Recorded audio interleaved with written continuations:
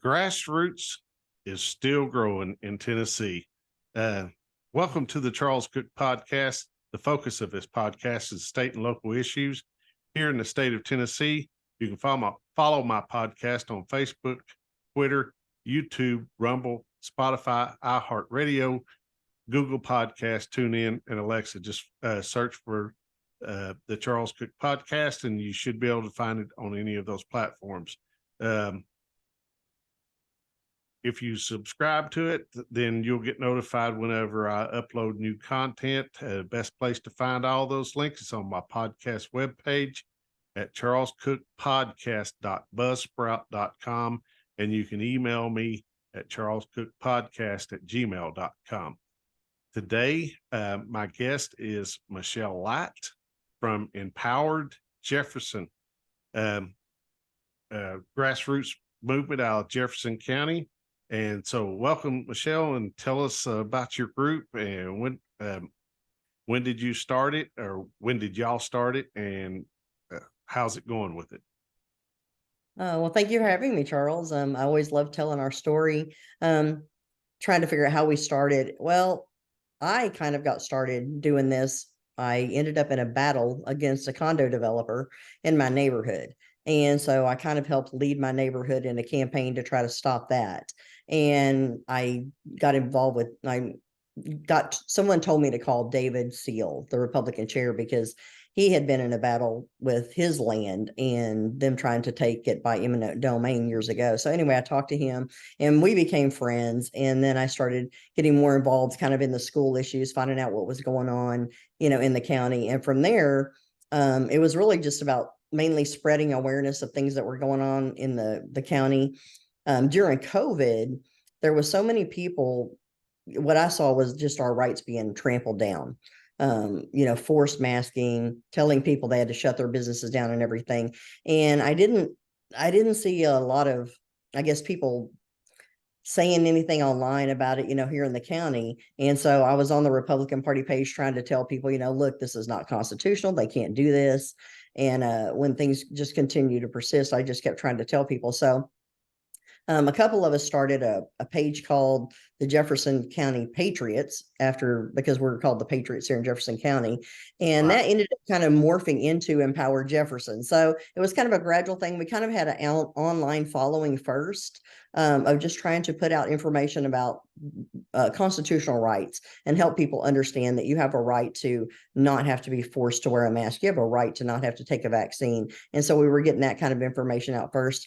And then we started attending meetings. A lot of people that were online and stuff, we would attend some of these meetings.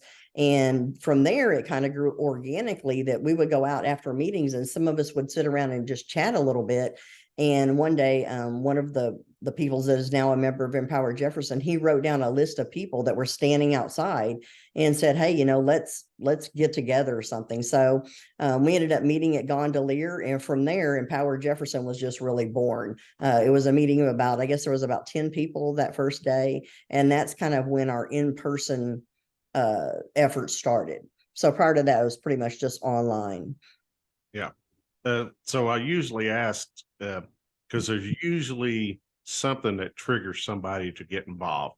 So what your statement was there, it was basically with what was going on with your property and what was going to be moving in next to you, correct?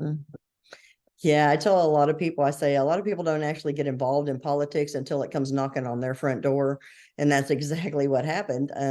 It wasn't that I wasn't political. I guess I would say I always had a political opinion and I've always been a voter and stuff like that. But I homeschooled my own kids. So I actually opted my own family out of that system and just trying to, live our lives peacefully, quietly, and just going on. But it got to a point to where when you start seeing tyranny knock on the door, then this is where we have to stand up. And so actually this whole condo thing that we went through, we actually live on a little cove of Mossy Creek on Cherokee Lake, and they wanted to bring in a development of 90 condos, and they annexed our street and brought this whole condo community. All the traffic is actually coming through our neighborhood.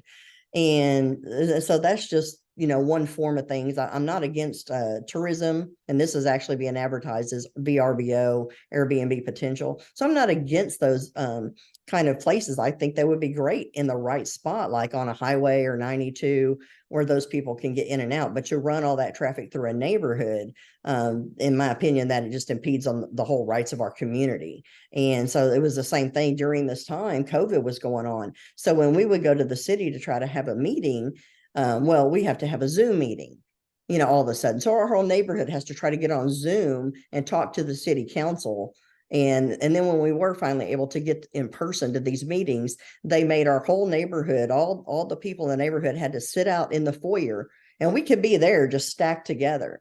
But when we walked in the room, everybody had to be 6 feet apart. And so only 4 people could be in the room. And we had to go up one at a time to try to, make our case about why we didn't want these condos in. And so it was these, I just saw our rights just being evaporated. Not only did we not have a right to, to say anything about what was going on, because number one, we're in the county and we had to go fight the city about this.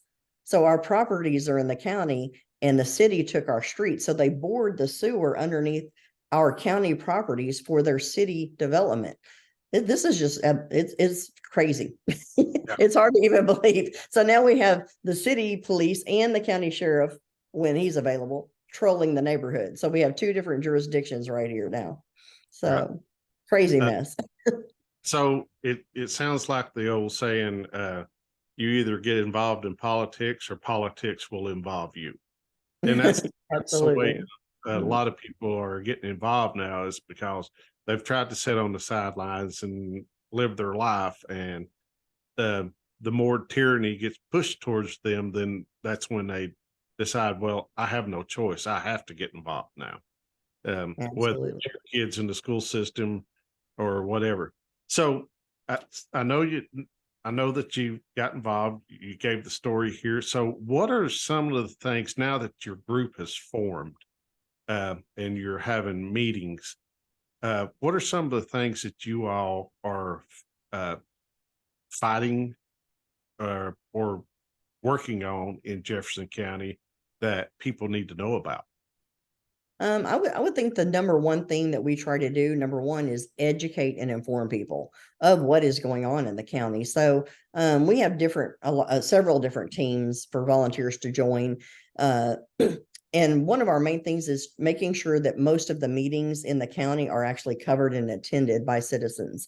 And we try to take notes at those meetings and then give feedback as to here's what happened at these meetings. And we post that on our Facebook page. We have a Facebook page. We have a private group. We have a public page group for people that just really don't want to get into discussion, but they want to stay abreast of what's going on. And then we have a Telegram group, and we just started an Instagram page to try to, get this information out. So just for example, recently the county commission just passed a property tax increase. And so we had people at that meeting. They took a picture of who voted for that. They, documented that. And then that's something that we will go share on social media. Well, and before we even share that, we're sharing that, hey, they're fixing to increase our taxes. If you want to go speak up, here's how you do it. And so we were trying to inform and educate people what they could do to engage government. If they don't know about things, they're not going to be able to engage government and instruct their representatives. So the first thing is to know what's going on. And it's just like this condo community. By the time we found out, it was almost really too late. By the time we find out, we show up at the meeting and they had told our neighbors, oh, it's going to be a few homes. And all of a sudden they say 90 condos, and our mouths just dropped. What, I mean, and of course the paper says there's a hearing or some kind of a public meeting about it, but they don't say for 90 condos. They don't tell you that, So, and then in the city, at that same night, I attended the city meeting, and thankfully I had other people in Empower Jefferson that attended the county meeting. So at the city meeting, they talked about a mobile home development that this gentleman wanted to bring in, this group called Cook Enterprises or something, wanted to bring in a large mobile home development, put on 11E. And so that's another thing that we were able to go up and speak about up about what we thought about that. So covering meetings is very important. Having people in attendance at these meetings is important.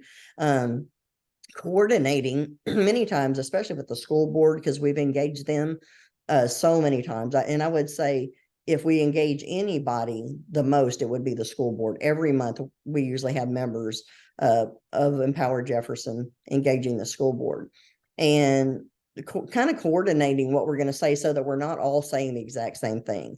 Because if everybody, if you're not, one thing about it, we're all individuals, but we come together as a group in a common mission. So if we, even though we're all individuals, we all have kind of our own stake, I would say, in what's going on. And so, but we need to kind of talk about what are we going to say, because if I'm saying something, you don't want to repeat what I'm saying. So we kind of coordinate some of that. If you're familiar with these meetings, most of the time you get 3 minutes to talk. Right. It's hard to get a coherent thought out in 3 minutes.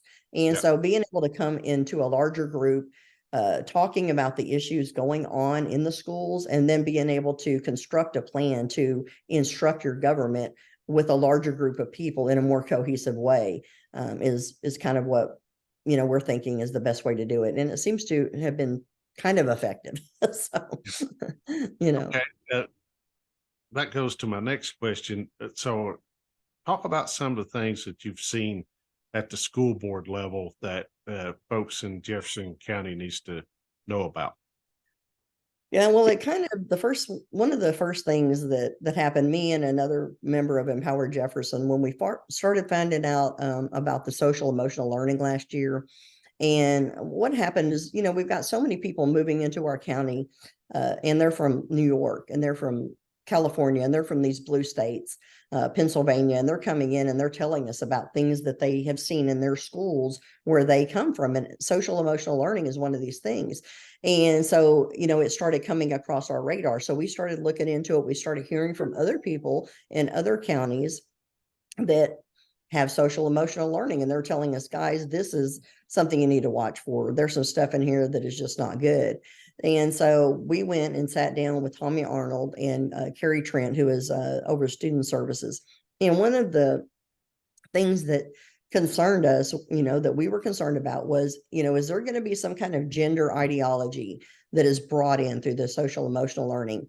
And we were assured, no, none of that's going to happen in our schools. That is not something that we're going to do.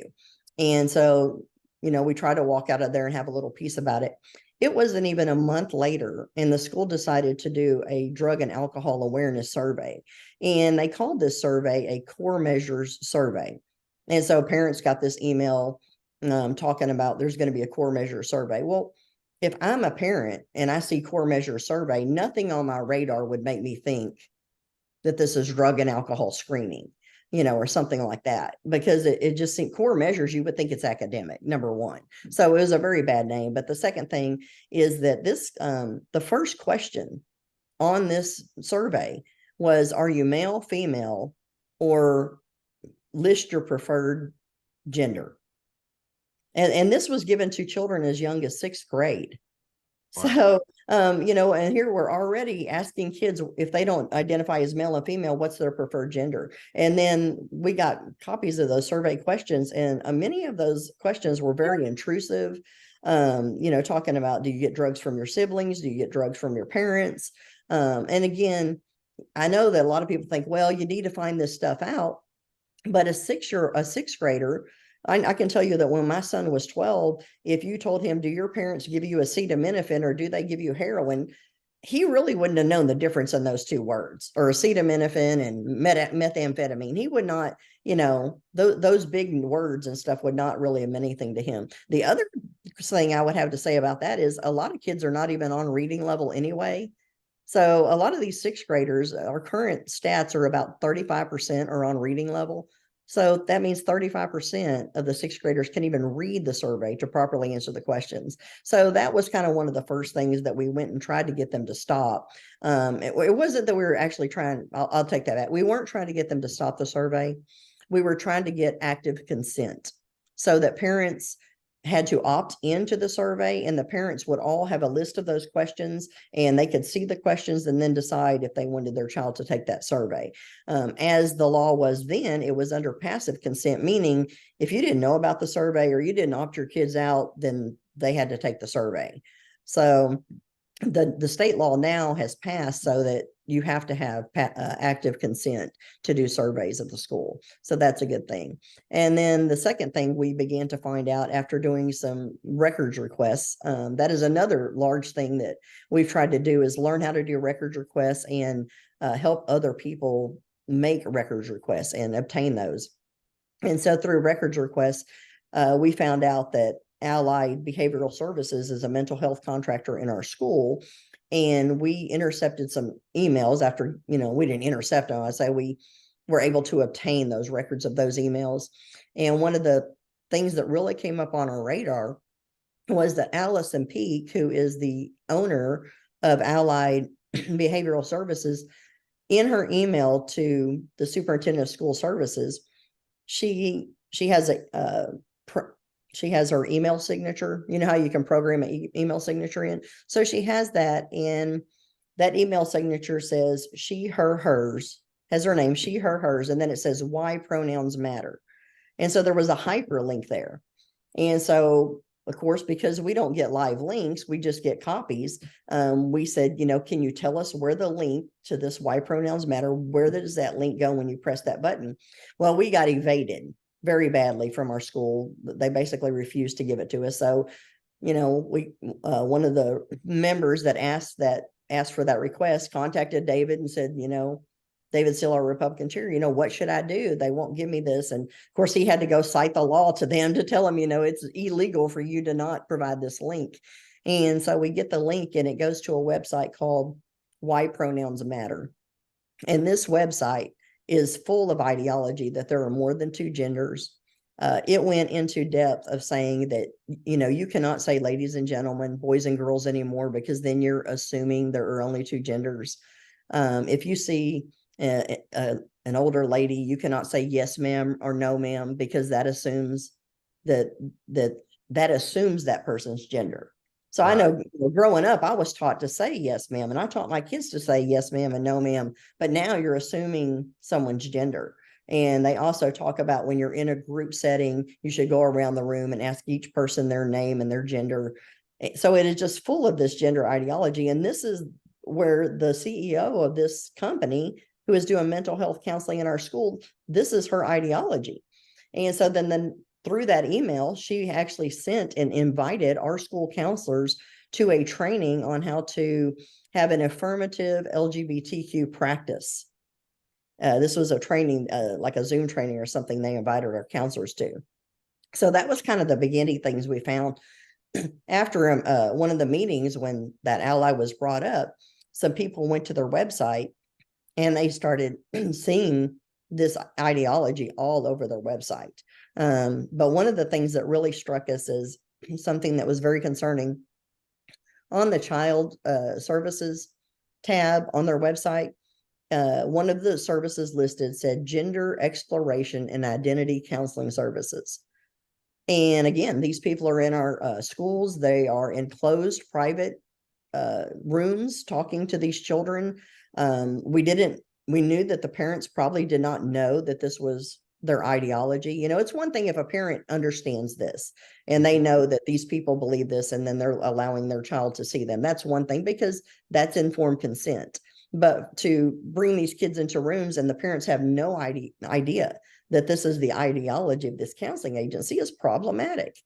And so we began to alert the public to this. We didn't believe the school board knew, so we went to alert the school board about this as well.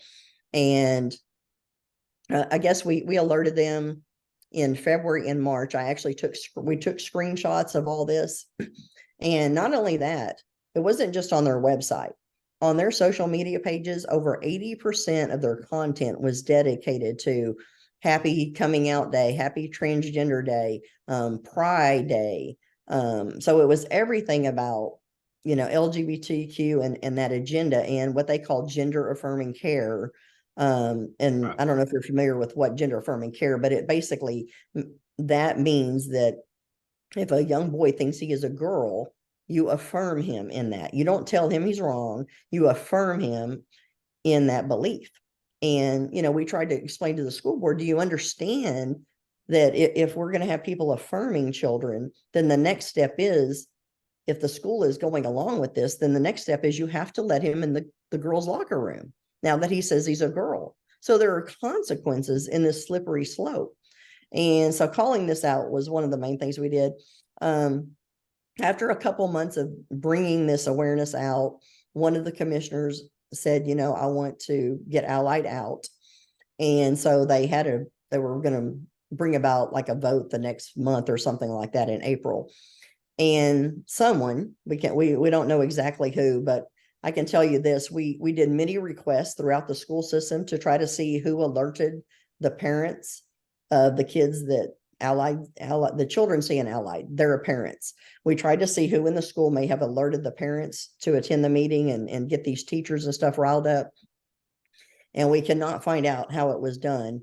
But Allied, they had a lot of, students. Well, they had a couple students that came up and spoke. These kids, a lot of them have anxiety, they have depression, they have other kinds of problems. And they came up to the podium in Allied's defense, shaking. Literally, the counselor would have to come up and hold them while they tried to deliver a speech to, protect Allied.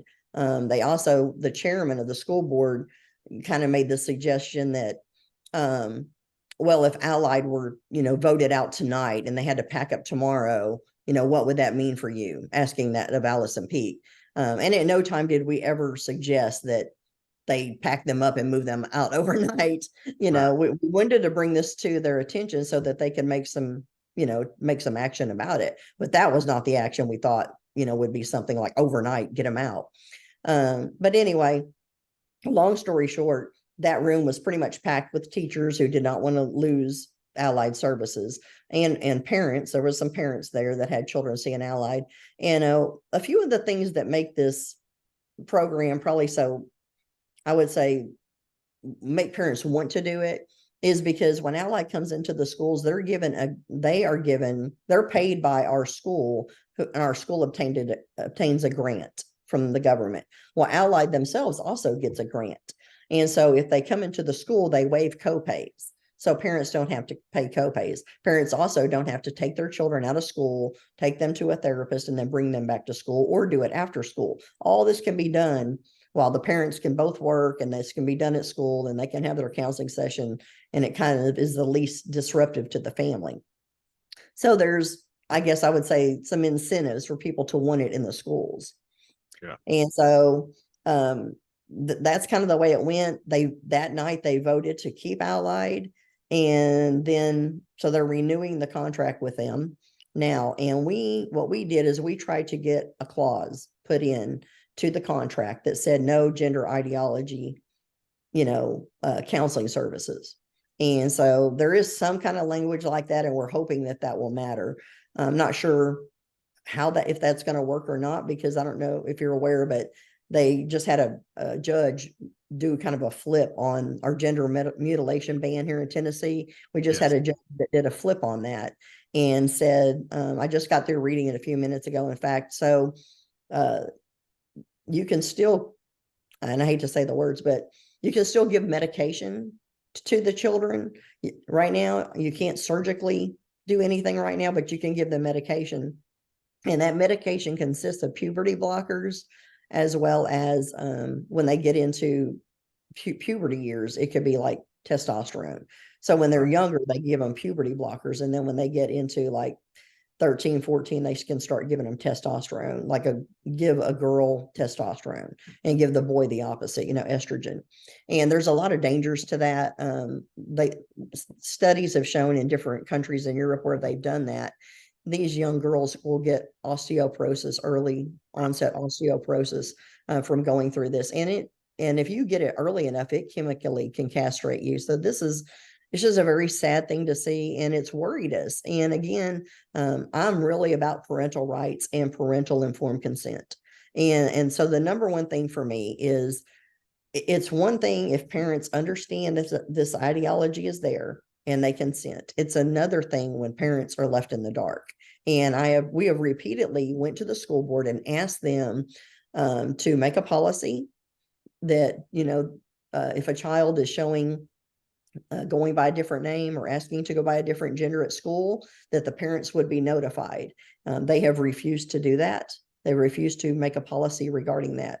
And we also asked that no discussion of sexual orientation would be done at school or by any contractors like these counselors, that they would not discuss that.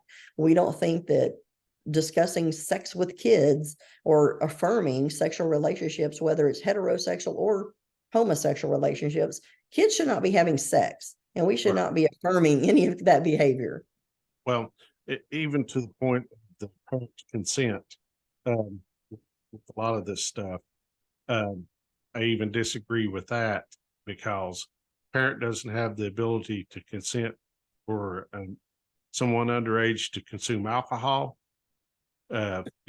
Even with these drag queen shows and stuff, they don't have the right to consent to go to adult entertainment like strip clubs and stuff.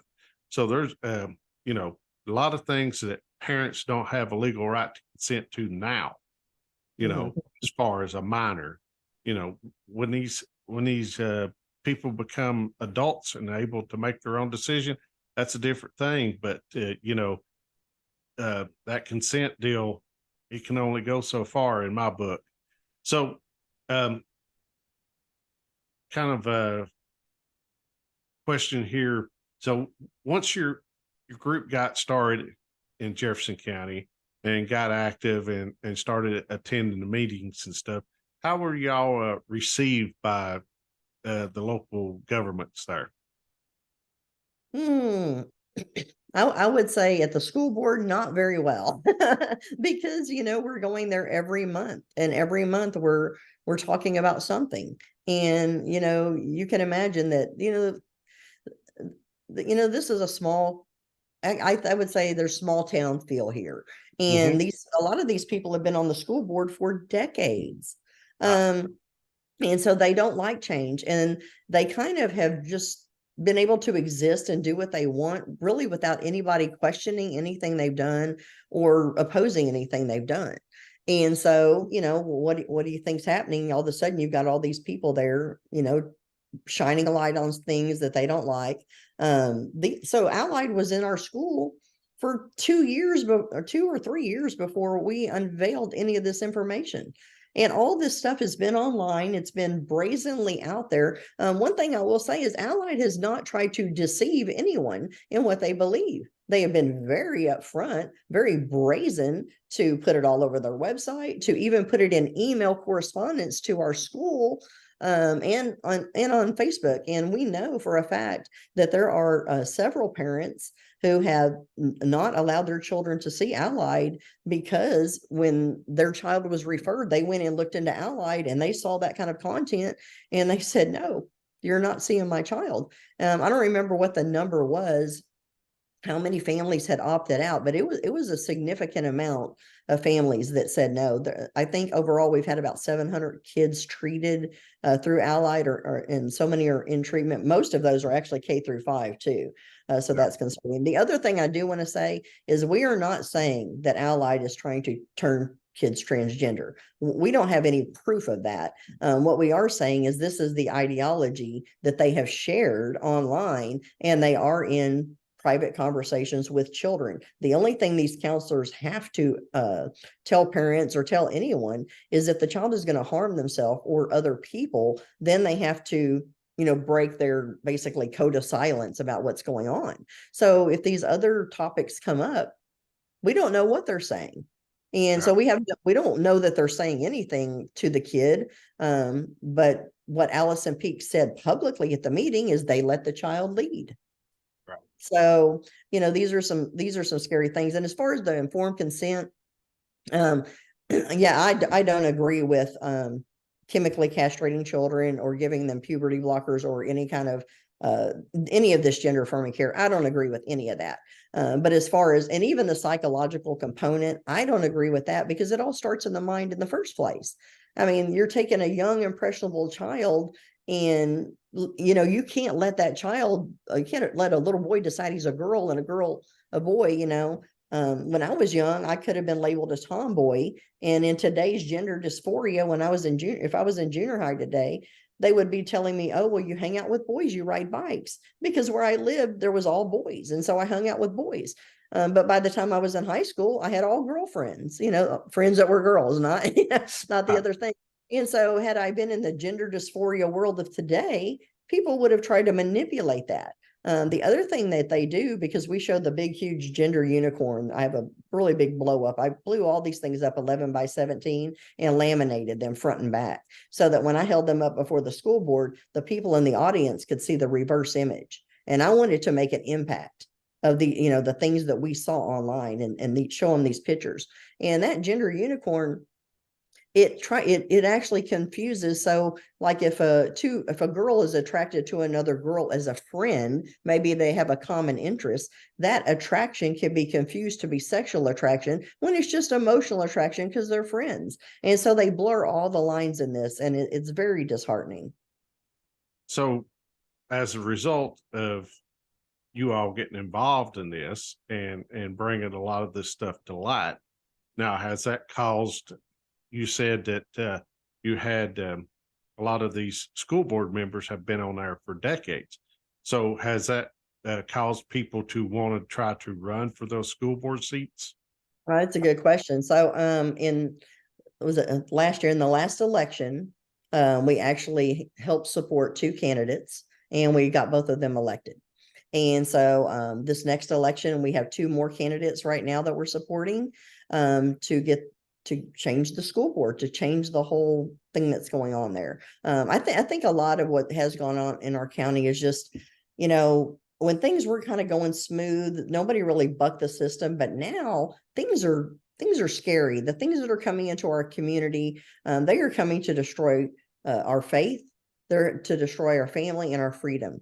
And these are very dangerous ideologies that are coming in. And we need people that can get up there and stand firm and put a line in the sand and say, you are not coming here.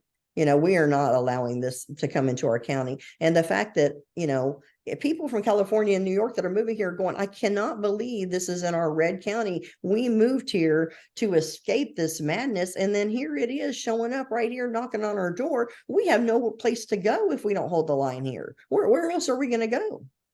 I've seen it time and time again, and people just don't realize. And what's so sad is I've talked about this with many other people, is the local people who have been here for decades think that Tennessee is so conservative and red to the roots is what we always hear, red to the roots, and things are great here, and they really don't see what's going on until somebody shows them, and then they're like, well, I can't believe this, and it's, Mhm. I was at the I think it was the last event that David held at his place over there Town in Dan, hall. Mhm. when Frank Nicely was the speaker. Right. I was there, and so you have a lot of people that are involved in stuff like that, but you know the sad thing is we have a lot of Republicans who talk about being conservative, constitutional, and stuff. Just like I know in Rutherford County, um, there was a former state senator who run for mayor down there, and now they've got a 16% tax increase that he is supporting. And he was always hollering, stand firm, hold the line, stand firm, hold the line. And now that he's the mayor, 16% tax increase. Mm-hmm. So they talk a good game, but they really don't know how to reduce the size of government. Yeah, and that's another thing too, Charles. One of the things that we like, so in our group, and we have an election committee, and so that election committee, we're responsible for vetting the candidates we're going to support. Because if you are going to try to truly support candidates, you're going to have to do it all the way. So it goes from the vetting process to we're going to raise up the candidate, we're going to help financially support, we're going to go help knock on doors and support that candidate all the way. And we expect that candidate to represent our values. Yeah. And we're not going to go through all this process and then get them in the door and think that they're not going to be accountable. And I mean, we're not going to do it. So, I mean, those days are done. And so that even with this current school board, we are trying to say, you know what, you are accountable to us. So after that meeting in April, because there was so many people that showed up at that meeting on the side of Allied, and then there was also people that showed up that were contesting, Allied and trying to speak out about that. And I don't know how many people, but that meeting lasted about 4 hours. There was a work session and a business session, and so many people spoke. So the next meeting, it was just like Tommy Arnold, the director of schools, put the hammer down, and all of a sudden he has all these new rules about who can speak, how they can speak. You're only allowed to speak before the work session, and I mean, so then we had to contest that, for a while to try to say, wait a minute, this was a kind of a one night odd situation, and they probably could have done a few things to change that. One, they could have just told people you get to speak once, decide which meeting you're speaking at, because normally they let them speak twice. So, but anyway, I mean, that's part of the democratic process, is to allow people to instruct their government. And even though I didn't agree with people on the other side, I believe they have a right to speak. Right. I mean, they do. I'm not going to try to squelch their voice. But then the next month they tried to stop that. So that's another thing, is being allowed to speak and, instruct your representatives is very important. But we're excited. I'm very excited that we have two good candidates to run. I hope maybe you'll reach out to them and even interview them, and find out, some things about them. They're great people. They're truly conservative, and they're strong on parental rights, and that is so needed in our county and our community. So Yeah, I think I heard both of them speak that night. yeah, right. Okay, so you probably saw me speak too that Yeah, night too. Yeah, I I was was up there holding up those laminated signs. yeah. So I actually also seen the county commissioner there pushing the tax increase too. hmm Yeah. which one So was that? I'm trying to think who that was. I don't know his name, but he was the one. He did get up and speak and spoke about why Oh, they needed the property tax increase. I think I remember him speaking, and he was saying um that, and let me tell you what I think about this, and this is my beef with it. When you have a budget in a county, well, why is the last thing, the bargaining chip, always, well, we have to pay our employees more? That's always the thing that they want to use, is, well, we have to pay our employees more, we're going to lose them, and if we don't increase so it comes down that this is the last straw.